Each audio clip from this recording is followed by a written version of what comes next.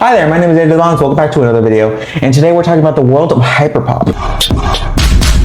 It is regular pop music turned about 2000%. Think about pots and pans put together in a melodic tune across a scraggly surface with an opera singer singing behind you and Beyonce in front of you giving you a tune. Hey, think of a Beyonce beat. Have y'all seen those TikToks about a Beyonce beat? Kind of garbage. Finally, some real music. I sneezed on the beat and the beat got sicker. Yeah, sneeze. You know who else can do things with those beats? Hyperpop artists. It's catchy, fast beats, high pitch, low bass, loud bass, digital, extreme, experimental. Artists under this genre: Sophie, Underscores, Charlie XCX, Aisha Erotica, 100 Gex, Cobra, Little Hero, Rhymes, GFOTY. Hyperpop is a crazy ass genre that I love. I will say with my full heart that I love hyperpop. I'm no expert when it comes to hyperpop because even though I'm part of the queer section of the world, it doesn't mean I know that much about the queer section of the world. I'm very baby when it comes to it. There's something in the queer minds that just you automatically gravitate towards some hyperpop, and it's, hey, I fucking love it. But there's many things you can learn about it, and I feel like now that it's getting more mainstream, I feel like people are getting more confused on what it actually is. When I say mainstream, I'm saying TikTok, okay? We can get down, go, mix it all up. We can go, go, go, whatever you want.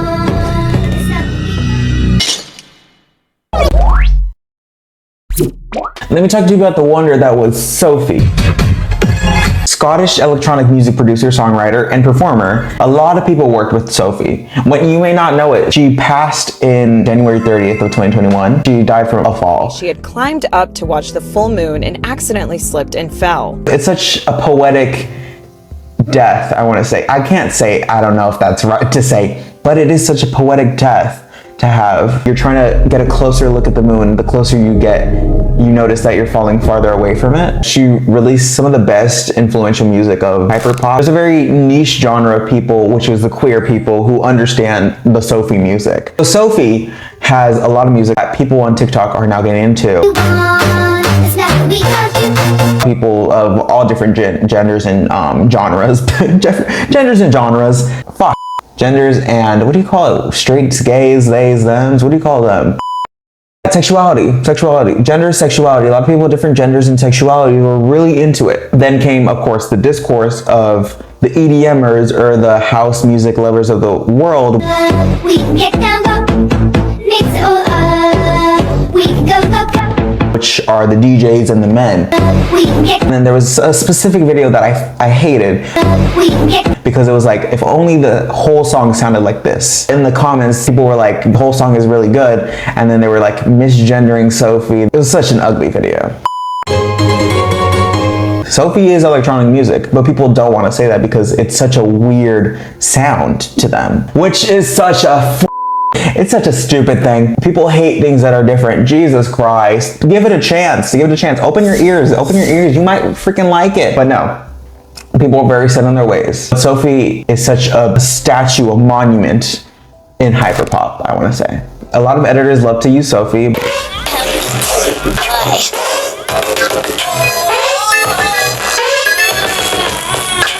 Sophie herself has 1387802 monthly listeners on Spotify, so you can only imagine the other streaming platforms. Oh. This is for also the people who haven't heard hyperpop yet. I'm trying to get you into that world. I'm trying to indoctrinate you for a second. Let me give you one of the more, I want to say, basic picks of Sophie, which I think should be like the beginner sound. A song called Ew.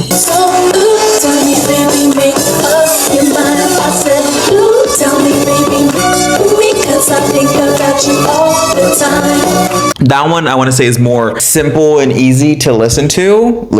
My ears have been dealt a number of blows over the years. And also the ADHD in my brain really helps me to listen to the most overstimulating music ever. If you're an ADHDer, get into some hyperpop. It'll help you think, surprisingly. The beauty of Sophie is that it could be the most crazy song, and then you can get hit with the most melancholy feeling of the same kind of crazy vibe.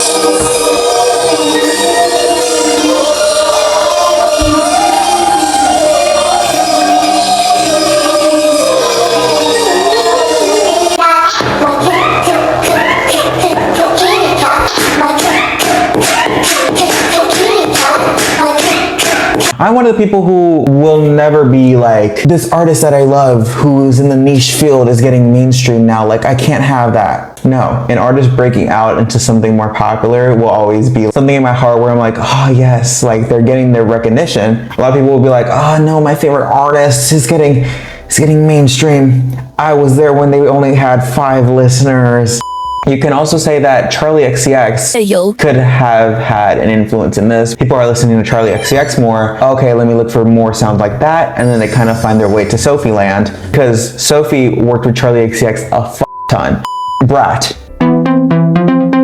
has not left ever since it came out. Like a gay person's out there answering what are your 5 favorite albums, and it's probably Brat, but it's the same, Brat but remix, Brat but it's also the same but it sounds like the remix. So when you hear Sophie's music, you can kind of see where the influence lies in Charlie XCX. She was more hyperpop back then, now it's kind of more like hyperpop and EDM-y. XCX world. If you're in Paris, if you're in London, if you're in New York, was definitely a hyperpop era for her. Everyone knows Charlie XCX. If you don't, I guess that's fine. If you don't, you're probably not part of the queer population, that's fine. Yes, sometimes. She's a pop artist. She's gonna delve into different things, as most artists do. And she also makes mainstream pop, dance pop, and club music. So she's a whole plethora of things. So is Charlie XCX hyperpop being the question? Sometimes.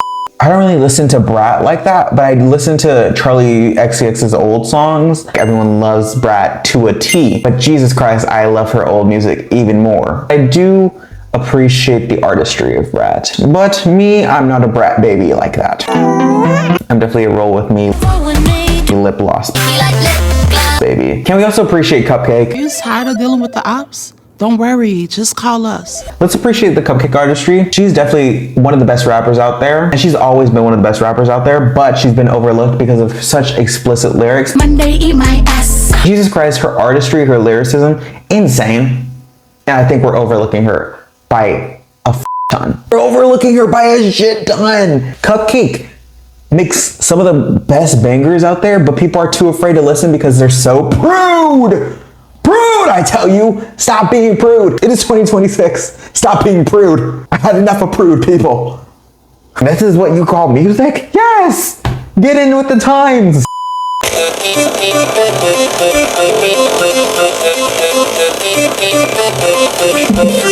Wait until the Cupcake verse on this. Yeah, because we're gonna get into that. The Cupcake verse on this? Freaky little bitch when I'm out with Charlie. Yeah, we keep more ass on us than a show I Carly.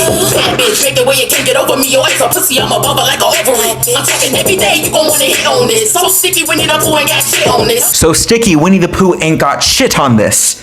Come get you a sample, lick between the camel. Pussy tastes sweet, cause I ate my pineapple. Light a couple candles, prove you could handle a pussy gooey like yolk before the egg scrambled. And we're still overlooking Cupcake. Jesus Christ. Azra is pop, and I will say that with my full heart because I believe in that. She is not hyperpop. Do not test me. I will hit you.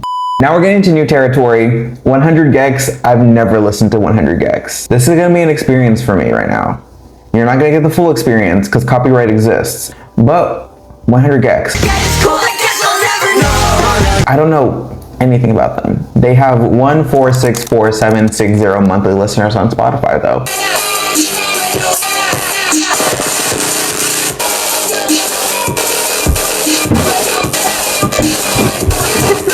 Okay, I fuck with the 100. Okay, I like it. 100 gex. Get into 100 gex. That was really good. And the board says, yes, AG Cook is one of the main creators of hyperpop, which I figured. AG Cook is actually a beautiful producer.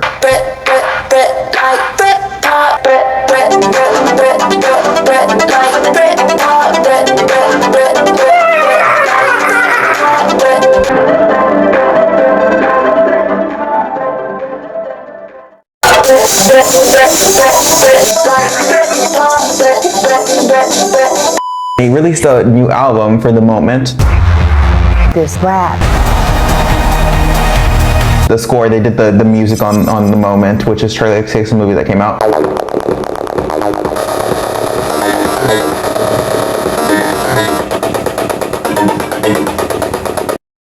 There's a talent to knowing hyperpop and then knowing how to inject a genre within it.